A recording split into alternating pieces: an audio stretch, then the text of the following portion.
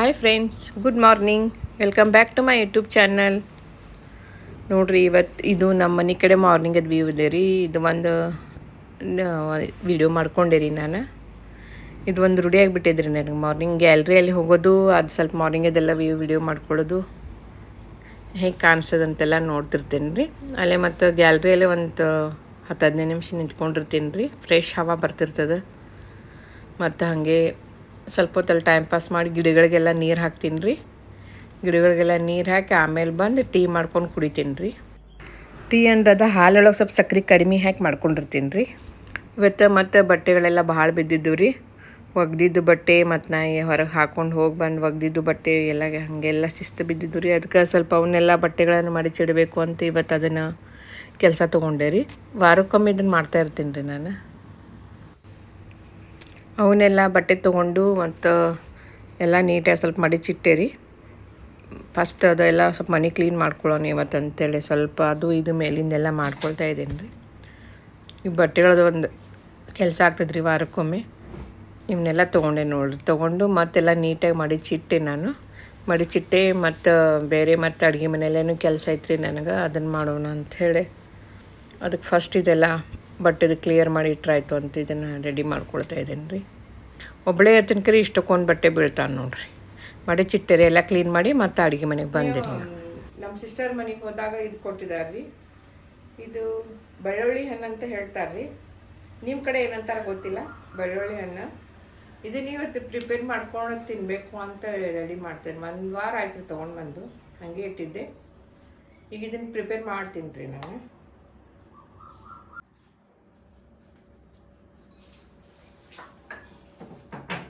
ಇದು ನೋಡ್ರಿ, ಇದು ಬೆಳ್ಳುಳ್ಳಿ ಹಣ್ಣು ಜಜ್ಜಿ ತೆಗಿತೀನಿ.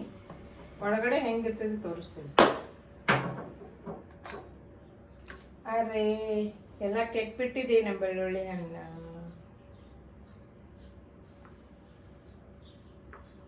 ಇದು ಒಂದು ಚೆನ್ನಾಗಿದೆಯಲ್ಲ ನೋಡೋಣ.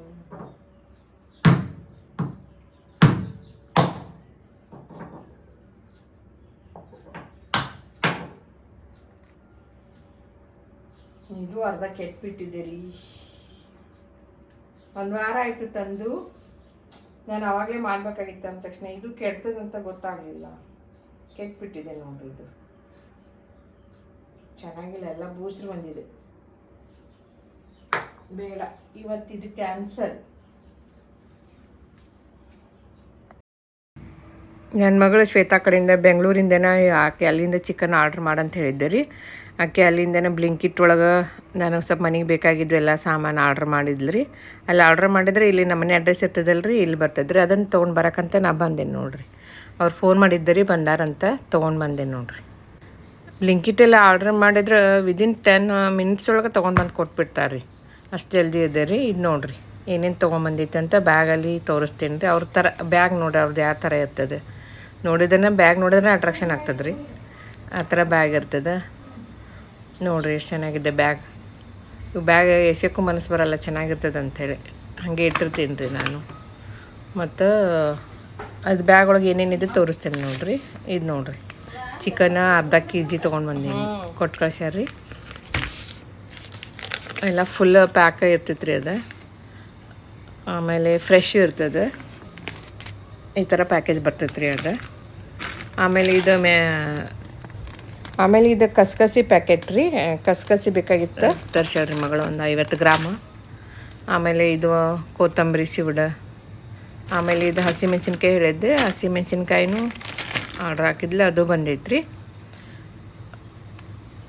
ನೋಡಿ. ಎಲ್ಲ ಫ್ರೆಶ್ ಆಗಿ ಇರ್ತಾವೆ ರೀ. ಚಿಕನ್ ಸ್ವಲ್ಪ ನೀರೊಳಗೆ ಹಾಕಿ ಕ್ಲೀನ್ ಮಾಡಿ ಒಂದು 3-4 ಸರಿ ತೊಳಿಬೇಕಂತೆಲ್ಲ ನೀರೊಳಗೆ ಹಾಕಿಟ್ಕೊಂಡೇನಿ ರೀ. ಹಾಗೆ ಮತ್ತು ಪೀಸ್ಗಳು ಸ್ವಲ್ಪ ದೊಡ್ಡ ಕೊಟ್ಟಿರ್ತಾರಲ್ಲ ರೀ. ನೋಡಿರಿ ಅಷ್ಟು ದೊಡ್ಡ ಕೊಟ್ಟಾರ. ಇದು ಲೆಗ್ ಪೀಸ್ ನೋಡಿರಿ ಎಷ್ಟು ದೊಡ್ಡದಿದೆ. ನನಗೆ ಇಷ್ಟು ದೊಡ್ಡ ಲೆಗ್ ಪೀಸ್ ತಿನ್ನೋಕ್ಕಾಗಲ್ಲ, ಏನು ಮಾಡಬೇಕು ಅಂತ ಗೊತ್ತಾಗಲಿಲ್ಲ ರೀ. ಮತ್ತು ಅವೆಲ್ಲ ಸಣ್ಣ ಕಟ್ ಮಾಡಿ ಇಟ್ಕೊಂಡು ಮತ್ತು ತೊಳೆದೆ ರೀ ಮತ್ತೊಂದು ಸಾರಿ.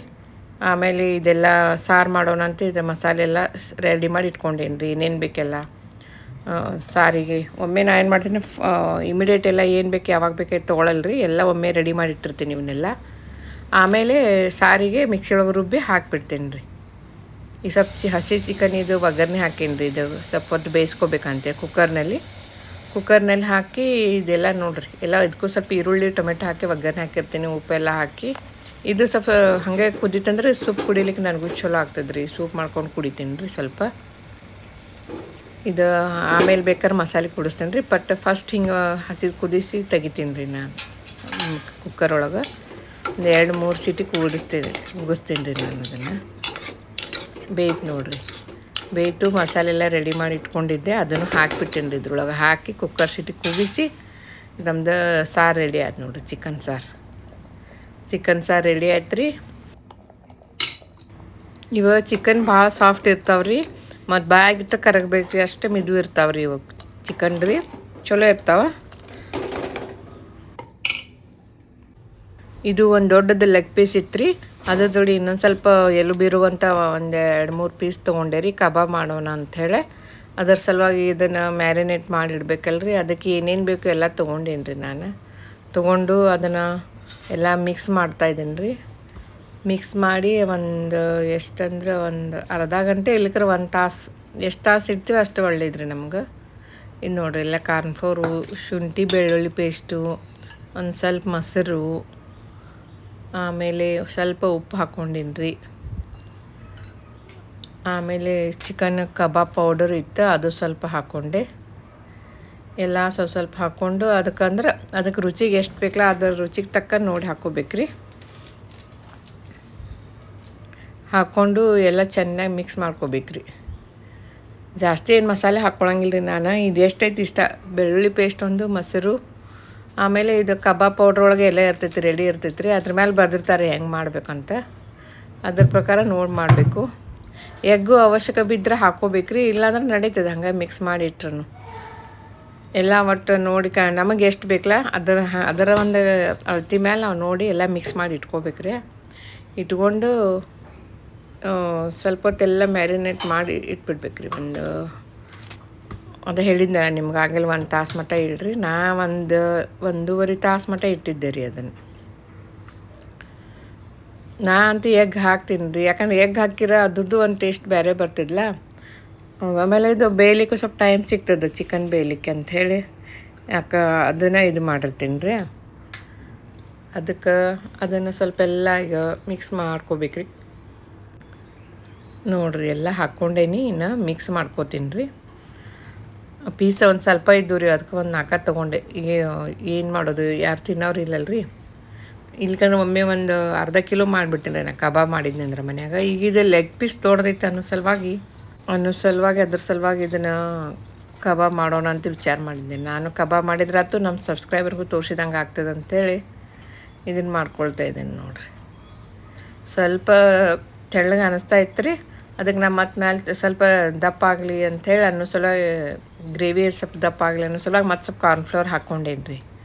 ಕಾರ್ನ್ಫ್ಲೋರ್ ಮತ್ತೊಂದು 2-3 ಸ್ಪೂನ್ ಹಾಕ್ಕೊಂಡೇನಿ. ಮತ್ತು ಸ್ವಲ್ಪ ಕಬಾಬ್ ಪೌಡ್ರ್ ಕಮ್ಮಿ ಅನ್ನಿಸ್ತಾ ಇತ್ತು, ಅದರ ಸಲುವಾಗಿ ಅದನ್ನೂ ಹಾಕ್ಕೊಂಡೆ. ಎಲ್ಲ ಹಾಕ್ಕೊಂಡು ಮತ್ತು ಹೊಳ್ಳಿ ಎಲ್ಲ ಸ್ವಲ್ಪ ತಿಕ್ಕಾಗಿ ಮಾಡಿಕೊಂಡು ಎಲ್ಲ ಚೆನ್ನಾಗಿ ಮ್ಯಾರಿನೇಟ್ ಮಾಡಿ ಇಟ್ಟಿನಿ ನೋಡಿರಿ. ನನಗೆ ಅಂದ್ರೆ ಭಾಳ ಮತ್ತು ಮಸಾಲೆ ಆದ್ರೆ ಅದು ಸರಿ ಆಗಲ್ಲ ತಿನ್ನಕ್ಕಂಥೇಳಿ, ಅದಕ್ಕೆ ನಾ ಅದನ್ನು ಮತ್ತು ಇದು ಮಾಡೋಕ್ಕೆ ಹೋಗಂಗಿಲ್ಲ ರೀ. ಭಾಳ ಮಸಾಲೆ ಒಟ್ಟು ಹಾಕಂಗಿಲ್ಲ ರೀ. ಅದೇನಿರ್ತೈತೆ ಅಷ್ಟೇ, ಪೌಡರು, ಶುಂಠಿ ಬೆಳ್ಳುಳ್ಳಿ ಪೇಸ್ಟು, ಎಗ್ ಅಷ್ಟೇ ರೀ. ಎಗ್ಗು ನೋಡಿ ಹಾಕ್ಬೇಕ್ರಿ. ನಾನು ಎಗ್ ಒಂದು ಹಾಕೀನಿ ರೀ, ಯಾಕಂದ್ರೆ ನಂಗೆ ಒಂದು ಕರೆಕ್ಟ್ ಅನ್ನಿಸ್ತು ರೀ, ಅದ್ರ ಸಲುವಾಗಿ ನಾನು ಒಂದು ಹಾಕಿದೆ. ಇದನ್ನೆಲ್ಲ ಮಿಕ್ಸ್ ಮಾಡಿ ಬಂದು ಮತ್ತು ನಾನೊಂದು ಅದನ್ನು ಮ್ಯಾರಿನೇಟ್ ಮಾಡೋಕ್ಕಿತ್ತು ರೀ, ಅದು ಸ್ವಲ್ಪ ಟೈಮ್ ಬೇಕಾಗಿತ್ತಲ್ಲ, ಅದ್ರ ಸಲುವಾಗಿ ಮತ್ತು ನಾನೊಂದು ಫೇವ್ರೇಟ್ ಸೀರಿಯಲ್ ಇತ್ತು ರೀ, ಅದನ್ನು ನೋಡಿದ್ದಿಲ್ಲ ರೀ 1-2 ದಿವಸದಿಂದ. ಅದನ್ನು ಸೀರಿಯಲ್ ನೋಡೋಕ್ಕಂತೇಳಿ ಮತ್ತು ಬಂದು ಕೂತ್ಕೊಂಡೆ ನೋಡಿರಿ ನಾನು. ಯಾಕಂದರೆ ಇದನ್ನು ಟೈಮ್ ಹಿಡಿತಿತ್ತಲ್ಲ, ಇಮಿಡಿಯೇಟ್ ತೊಗೊಂಡು ಮಾಡೋಕ್ಕೆ ಬರೋಂಗಿಲ್ಲ ರೀ, ಸ್ವಲ್ಪ ಮ್ಯಾರಿನೇಟ್ ಆಗ್ಬೇಕಂಥೇಳಿ. ಇನ್ನೂ ಸ್ವಲ್ಪ ಟೈಮ್ ಇತ್ತಲ್ಲ ಅಂಥೇಳಿ ಟಿ ವಿ ಹಚ್ಕೊಂಡು ಕೂತ್ಕೊಂಡು ಸ್ವಲ್ಪ ಸೀರಿಯಲ್ಲಾರ ಮುಗಿಸೋಣ ಅಂಥೇಳಿ ಬಂದೆ ನೋಡ್ರಿ. ಬಂದು ಟಿ ವಿ ನೋಡ್ಕೋತ ಕೂತ್ಕೊಂಡೇನಿ ರೀ.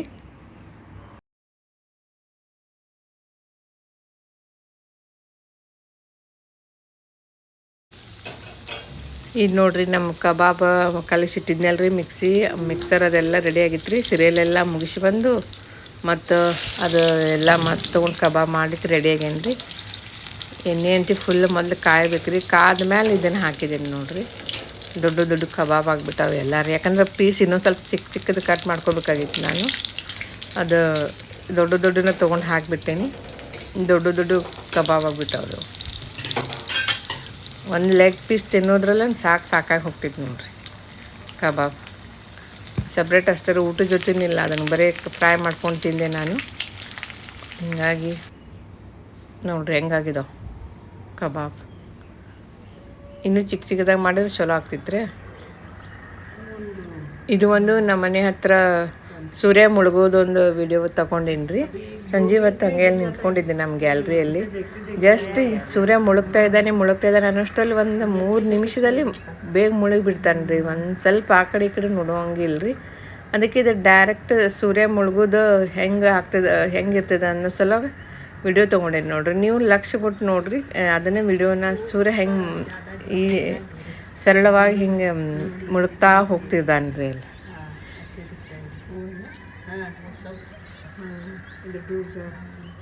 सूर्य वो ऐसी घर सब अपार्टमेंट है बड़े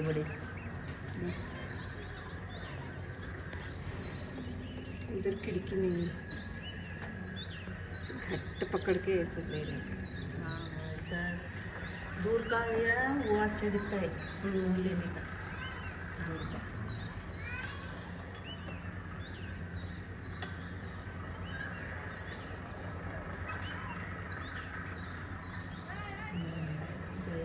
एक मिनट इधर उधर देखते ही डूब जाता है। जल्दी जाता है जाते वक्त। वो नीचे उतरता है ना इसलिए जल्दी जाता है। वही ऊपर से सुबह सनराइज होता है ना जल्दी। वो ऊपर आता है ना तो कम वेग में आता है, अभी वेग से जाता है। नीचे गया है बाबा देखो।